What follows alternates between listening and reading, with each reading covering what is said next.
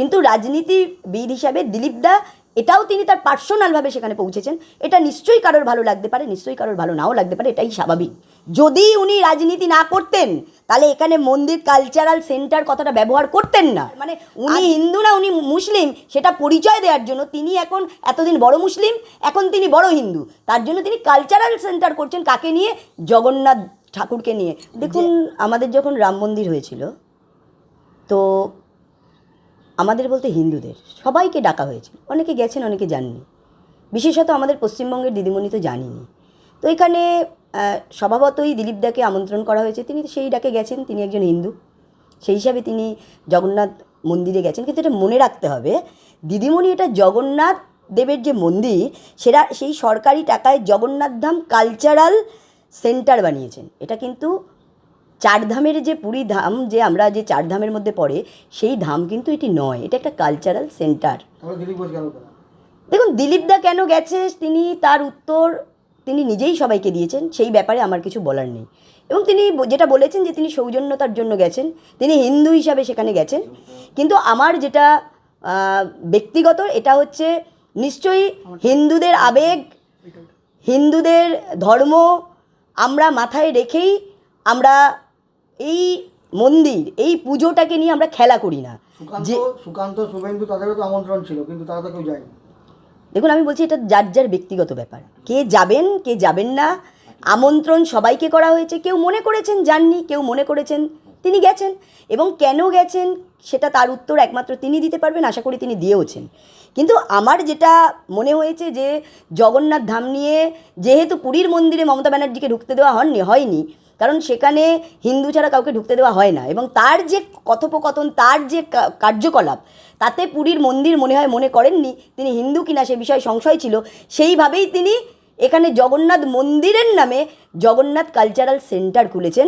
অর্থাৎ ভাবুন, এই মানে মানুষের হিন্দুদের ভাবাবেগ নিয়েও তিনি খেলা করেছেন। হিটকোকে দিয়ে তিনি ওখানে একটা কালচারাল সেন্টার বানিয়েছেন, যেটা তিনি জগন্নাথ মন্দির বলে হিন্দুদের সামনে তিনি এখন বড় হিন্দু হতে চাইছেন। হিন্দু হন, আমার তাতে কোনো আপত্তি নেই, কিন্তু খেলা করবেন না। জগন্নাথ মন্দির, জগন্নাথ দেব আমাদের আবেগ, মানুষের ধাম, মানুষের হিন্দুদের ভগবান, সেইটাকে একটা কালচারাল সেন্টার আখ্যা দেবেন, এটা নিশ্চয়ই কাম্য নয়। এটা সারা পশ্চিমবঙ্গের মানুষেরও জানা উচিত যে ওটাকে উনি কালচারাল সেন্টার বানিয়েছেন, নট জগন্নাথ ধাম। দলের নিষেধাজ্ঞা উপেক্ষা করে দিলীপ ঘোষ গেল না, এখানে কোনো নিষেধাজ্ঞা, দেখুন নিষেধাজ্ঞার কিছু নেই। এখানে সবাইকে সবাই ডেকেছেন। দিলীপদা একজন পোড় খাওয়া রাজনীতিবিদ, এবং আমাদের দলের স্বাধীনতা আছে, এটা তার ব্যক্তিগত ইচ্ছা থেকে তিনি গেছেন। দেখুন, অনেককেই বলেছেন, কেউ গেছে কেউ যাননি, কারোর মনে হয়েছে এখানে যাওয়া উচিত নয় তিনি যাননি, ওনার মনে হয়েছে যে যাওয়া উচিত তিনি গেছেন। তাহলে এটা দলকে অগ্রাহ্য করে যাওয়া বলে না, পরোক্ষভাবে ঘুরিয়ে। দেখুন, দলকে অগ্রাহ্য, দলের কোনো নির্দেশ বলে বিষয় নেই। উনাকে বলেছে, উনি গেছেন, এবং কেন গেছেন উনি উত্তর দিয়েছেন। হ্যাঁ, সেটা সেই ব্যাপারে আমরা একদমই আমি বিশেষত আমি একদমই বলতে পারবো না, কারণ এটা তার ব্যক্তিগত ব্যাপার। তৃণমূলে যোগদানের কি সম্ভাবনা প্রবল? আমার তো কোনোদিনই কখনোই মনে হয় না যে তিনি তৃণমূলে যোগদান করবেন। এটা আমার ব্যক্তিগত স্তর থেকে আমার যেটা মনে হয়েছে, আমার কোনোদিন মনে হয় না তিনি যেভাবে রাজনীতি করে এসছেন, যেভাবে তিনি ত্যাগের মধ্যে দিয়ে রাজনীতি করেছেন, তিনি আজকের দিনে এসে যদি তৃণমূলে যোগদান করেন, পশ্চিমবঙ্গের মানুষ কখনোই সেটা ভালো চোখে নেবেন না। এবং আমার দৃঢ় বিশ্বাস তিনি তৃণমূলে কোনোদিন যোগদান করবেন না। তিনি পার্টি ছেড়ে দিতে পারেন, কিন্তু তৃণমূলে যোগদান করবেন এটা অন্তত আমার বিশ্বাস কোনোদিন হয়নি বা হবে না। মানতে পারছেন না, মানতে পারছি না, না এটা সম্ভবই নয়। তিনি ওখানে বলেছেন যে ধর্ম আলাদা, রাজনীতি আলাদা, এখানে রাজনীতি করতে হবে বাড়ি বাড়ি দিতে পারেন। দেখুন, উনি রাজনীতি করছেন, যদি উনি রাজনীতি না করতেন তাহলে এখানে মন্দির কালচারাল সেন্টার কথাটা ব্যবহার করতেন না। আজকে সরকারের টাকায়, আজকে যে আমাদের রাম মন্দির হয়েছে, সেখানে সারা পশ্চিমবঙ্গ না সারা ভারতবর্ষের লোক সেখানে নিধি দিয়েছে, তার মধ্যে আমরাও দিয়েছি, চাল দিয়েছে, আমরা অর্থ দিয়েছি, সবাই, প্রত্যেকে, সাধারণ মানুষ, টিএমসি, বিজেপি, সিপিএম, প্রত্যেকের দাঁড়ে দাঁড়িয়ে যাওয়া হয়েছে, এবং সেখান থেকে রাম মন্দির নির্মাণ হয়েছে। আর এখানে সরকারি টাকায় জগন্নাথ দেবকে নিয়ে কালচারাল সেন্টার, মানে উনি হিন্দু না উনি মুসলিম সেটা পরিচয় দেওয়ার জন্য তিনি এখন এতদিন বড় মুসলিম, এখন তিনি বড় হিন্দু, তার জন্য তিনি কালচারাল সেন্টার করছেন। কাকে নিয়ে? জগন্নাথ ঠাকুরকে নিয়ে, যে ভগবান জগন্নাথ দেবকে নিয়ে। এটা নিশ্চয়ই আগামী দিনের জন্য ভালো হবে না। বিজেপি নেতারা অখুশি, যারা পশ্চিমবঙ্গের বিজেপি রাজ্য নেতা, কি কোন বিষয়? দিলীপ ঘোষের এই যাওয়ার বিষয় দেখুন তারা খুশ মেনে নিতে পারছে না। দেখুন এটা স্বাভাবিক, অনেক বিষয় আছে যেগুলো সবারটা সবাই মেনে নিতে পারেন না। সেটা আমারও ব্যক্তিগত মত থাকতে পারে, কিছু বিষয় আমি মানতে পারি, মানতে নাও পারি। কিন্তু রাজনীতিবিদ হিসাবে দিলীপ দা এটাও তিনি তার পার্সোনালভাবে সেখানে পৌঁছেছেন, এটা নিশ্চয়ই কারোর ভালো লাগতে পারে, নিশ্চয়ই কারোর ভালো নাও লাগতে পারে, এটাই স্বাভাবিক।